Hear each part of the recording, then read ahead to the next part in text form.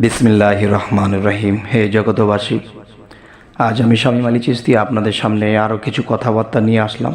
সে কথাগুলো একটু লক্ষ্য করে শুনবেন। বিশেষ করে এই কথাগুলো মারেফতের দেশের লোকের, তরিকতের দেশের, সাধক দেশের লোক, আত্মজগতের কথা। যদি এই কথাগুলো শুনে কারো মনে লাগে ব্যথা, আসলে তারা কিন্তু তরিকতের নয়, তারা শরীয়তের। তবে শরীয়তের লোক যদি একটু ব্রেন খাটায়, একটু খেয়াল করে শোনে, তাহলে কিন্তু তাদেরও লাভজনক হতে পারে। তবে আমি সকলের উদ্দেশ্যে আজ আমি এই আলোচনাটি করছি। এই কথাগুলো আপনারা অবশ্যই খেয়াল করবেন। সেই বিষয়টি হলো, দেখুন যে আল্লাহ কিন্তু দেখা যায় যে আল্লাহর কাছে কিছু কিছু জিনিস রাখেন নাই। কিছু কিছু জিনিস আল্লাহ সাধকদের মধ্যে, সাধুদের মধ্যে, আল্লাহর অলিদের মধ্যে ছেড়ে দিয়েছে, আর সেখান থেকে আমাদের এটা উঠিয়ে নিতে হবে। সেটা কেমন? দেখা যায় আপনি একটা কলস নিয়ে গেছেন এবং আরেকটা কলস থেকে আপনি পানি ঢেলে আনবেন। এখন দেখা যায় আপনার যে কলসটি আছে, সেই কলসে যদি আপনি ওই কলস থেকে পানি নিতে চান, তাহলে আপনার কলসটা নিচে রাখতে হবে এবং সেই কলসটা উপরে রাখতে হবে। ঠিক তেমন করে যদি কোনো সাধু পুরুষ বা কোনো আল্লাহর অলির কাছে যায় কেউ, জ্ঞানের সাথে পানির তুলনা করা হয়েছে। সেই আউলিয়ার কাছে বা অলির কাছে যদি জ্ঞান থাকে, সেই জ্ঞান যদি আমাকে আনতে হয়, তাহলে আমার কি করতে হবে? আমার নিচে বসতে হবে এবং তাকে উপরে দিতে হবে। তখন উপর থেকে সে যখন তার কলসটা কাত করবে, তখন আমার কলসটা যখন নিচে থাকবে, তখন তার কলস থেকে আমার কলসের মধ্যে এসে সে জ্ঞান জমা হবে। সুবহানাল্লাহ। তবে একটি বিষয় হলো কি, দেখেন আমরা কিন্তু এই জিনিসগুলো মানি না।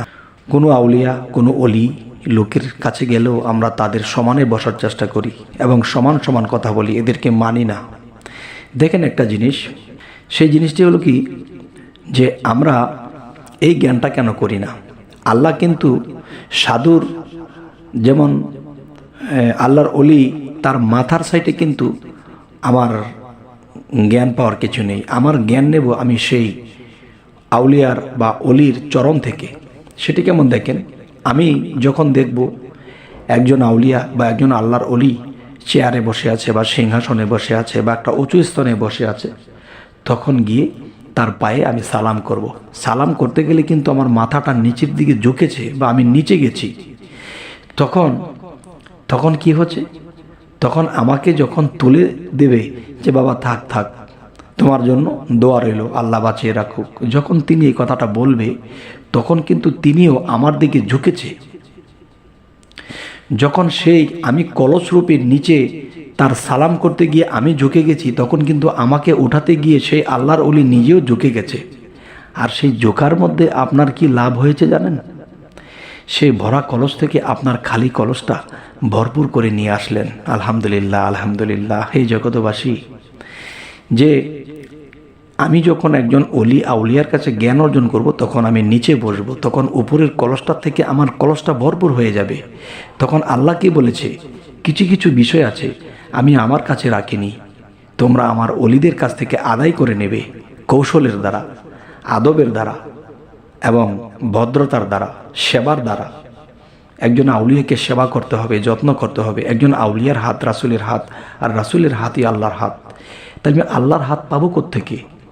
একজন অলির হাত যখন আমি ধরবো, তখনই রাসূলের হাত ধরা হলো।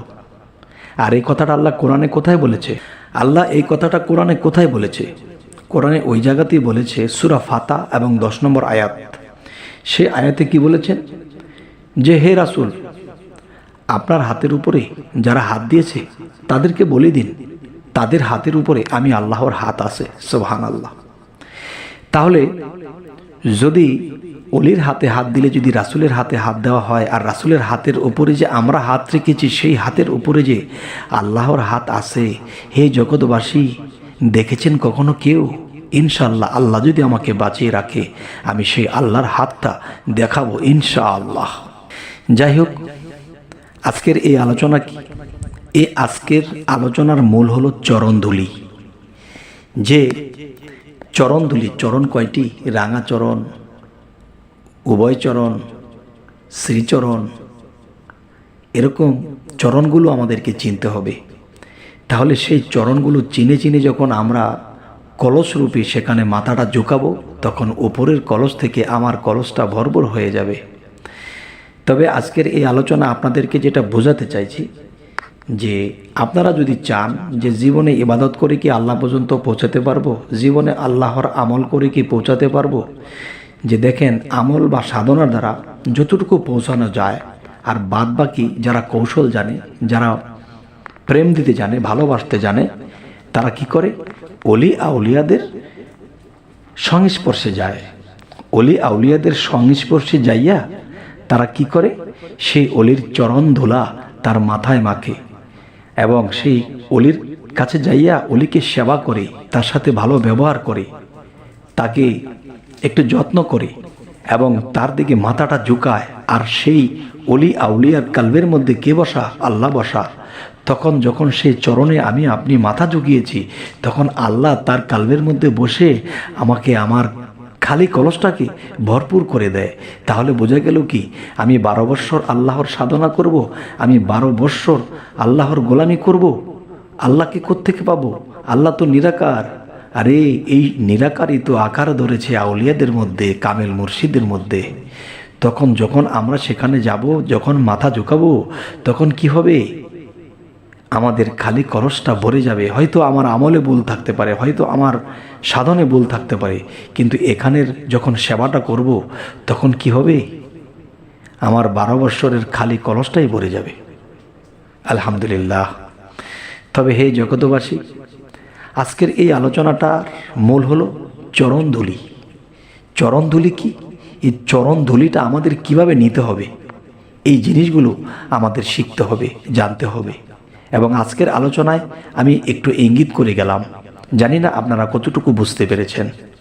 তবে হে জগতবাসী, আমাদের এই চ্যানেলের আলোচনা যদি আপনাদের ভালো লাগে তো অবশ্যই সাবস্ক্রাইব করে রাখুন। পরবর্তীতে আপনাদের সাথে যেন আমাদের সাক্ষাৎ হয়, 2-4টা কথা বলতে পারি, এবং আমাকে কমেন্টে জানাবেন, এবং আমাদেরকে কমেন্টে জানাবেন।